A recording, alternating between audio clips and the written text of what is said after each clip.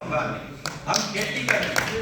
तो पिताजी बोले, रमेश ये तू क्या बोल रहा है, खेती में कुछ नहीं रखा। हमने कहा खेती में कुछ नहीं रखा, तुम दुनिया भर का अनाज पैदा करते हो, दुनिया भर का कपास, कहाँ तुम कितनी दुनिया तुम्हारा अनाज खाती हो, कह रहे हो इसमें खेती में कुछ नहीं रखा। मुझे बड़ा आश्चर्य हुआ।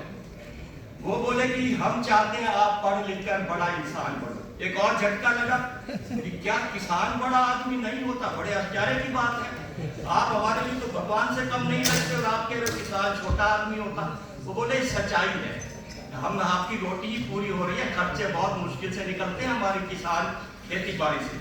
आप ये खेती बाड़ी छोड़ दो, आप इंजीनियरिंग डॉक्टर कुछ बनो, आगे बढ़ो, हम आपके साथ रहेंगे। तो हमने ठीक है, पढ़ने में अच्छे थे तो हमें इंजीनियरिंग में एडमिशन मिल गया।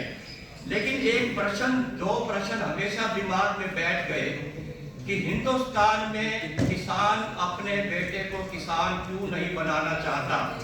दूसरा, किसान बड़ा आदमी क्यों नहीं कहलाता। हिंदुस्तान में ऐसा है या दुनिया में भी ऐसा है। तो दुनिया हमारे को देखने का मौका मिला तो हमने सोचा एक तो हमारा नौकरी का उद्देश्य है, कंपनी ने भेजा है। दूसरा उद्देश्य हम वहां स्टडी करेंगे, वहां खेती कैसे होती है, क्या वहां पर भी किसान अपने बेटे को किसान नहीं बनाना चाहता, या वहां की क्या टेक्निक है। तो उससे मैं छुट्टियों में शनिवार इतवार और जापान में, Korea, Taiwan, African, European countries उनके खेत घूमने जाता था। कंपनी को बोल देता था, मेरा अरेंज करा देते। तो मेरे को सच्चाई उसका प्रश्न का जवाब भी मिल गया। जवाब क्या मिला कि ये सच बात है कि हिंदुस्तान की खेती, उस समय की बात कर रहा हूँ, 1975 की बात कर रहा हूँ, 1975-80 में हमारा कृषि बहुत ज्यादा पिछड़ी हुई थी। वहाँ बाहर देशों में हमने देखा बहुत ज्यादा एडवांसमेंट है, कई तरह की टेक्निक सीखने को मिली, मल्टी लेयर फार्मिंग सीखने को मिली, मल्टी लेवल क्लाइमेट कंट्रोल करके उसके अंदर खेती करना, ये सब जिनको हाइड्रोपोनिक्स, एरोपोनिक्स, एक्वापोनिक्स, ऐसी कई टेक्निक्स वहाँ मेरे को देखने को मिली। और मुझे जवाब भी मिल गया। जवाब ये मिला कि हिंदुस्तान आज भी 500 साल पुराने तरीके से खेती करता आ रहा है, जबकि दुनिया बहुत बदल गई है। तो हमने सोचा कि समय कभी आएगा जब हम भी बदलाव में हिंदुस्तान में कुछ कार्य करेंगे। तो जॉब में करते रहे और ये 2017 में मेरी 58 साल की नौकरी पूरी हुई। उसके बाद हमने रिटायरमेंट ले लिया कि हम आगे नौकरी नहीं करेंगे, फिर हम इसमें फार्मिंग में एंटर करते हैं। हमारा घर था, घर को हमने लैब बना दिया। लैब में तरह तरह के इंजीनियर हूँ मैं, छोटे छोटे lab equipment, hydroponic, aquaponic, aeroponic, turmeric, ये सब करने लगा।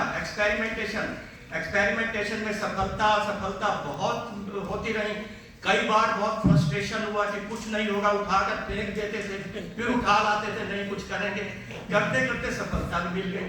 सफलता मिली तो फिर हमने सोचा कि कभी हमारा सपना था हम बदलाव में हिंदुस्तान में कुछ करेंगे, और किस्मत से आज हम वो कर रहे हैं।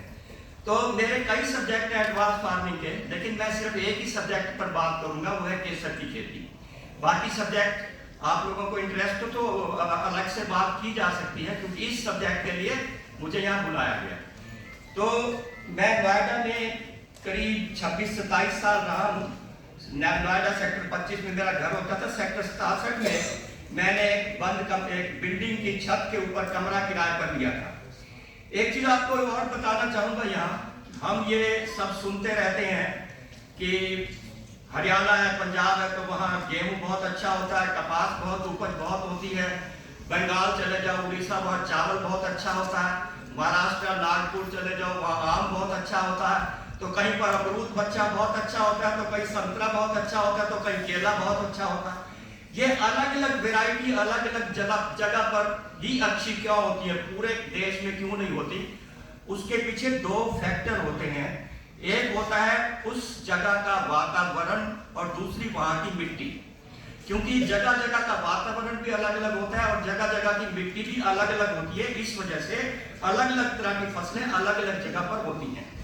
लेकिन अगर हम वही वातावरण अपने घर में क्रिएट कर दें, मिट्टी भी वैसी बना दें, तो हिंदुस्तान क्या, हम अफ्रीका क्या, अमेरिका क्या, लंदन क्या, कोई भी फसल हम अपने घर में भी कर सकते हैं, अगर हम वातावरण को समझ लें और उसकी जरूरत को समझ लें।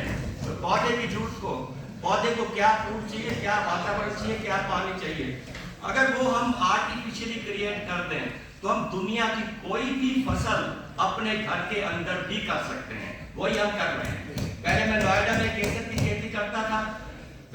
2018 से मैंने इस पे प्रयत्न शुरू किए थे, एक्सपेरिमेंटेशन शुरू किया था। साल 2 साल बहुत तकलीफ में गुजरे, असफलता पर असफलता, फेलियर पर फेलियर, उठाकर फेंक देना, फिर उठा लाना, फिर लग जाना, पैसे का खर्चा, बैंक खाली हो गया, लुक छुपे करते रहे कि करना जरूरी है, चाहे कुछ भी हो जाए मैं करके दिखाऊंगा, मैं इंजीनियर हूँ, इंजीनियर कैन डू एनीथिंग, ये मेरा कॉन्फिडेंस था। करते करते जब सफलता नहीं मिली, कश्मीर भी पहुंच गए हम, शेर कश्मीर एग्रीकल्चर यूनिवर्सिटी है, उनके साथ बहुत हाथ पांव जोड़े, गेट पर बैठे रहते थे, कई दिन अंदर नहीं जाने देते थे।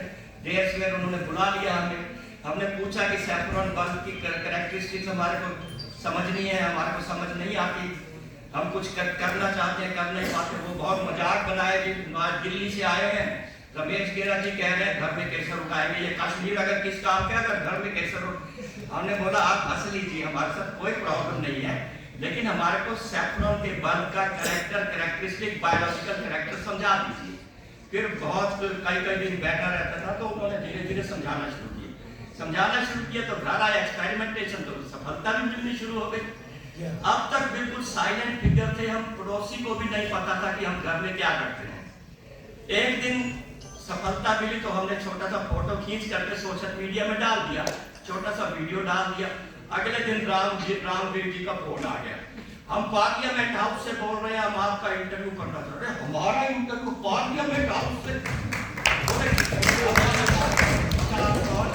परिचय दिया इन्होंने हमारे को अंदर बातें खिल गई, पार्लियामेंट हाउस से हमारा इंटरव्यू।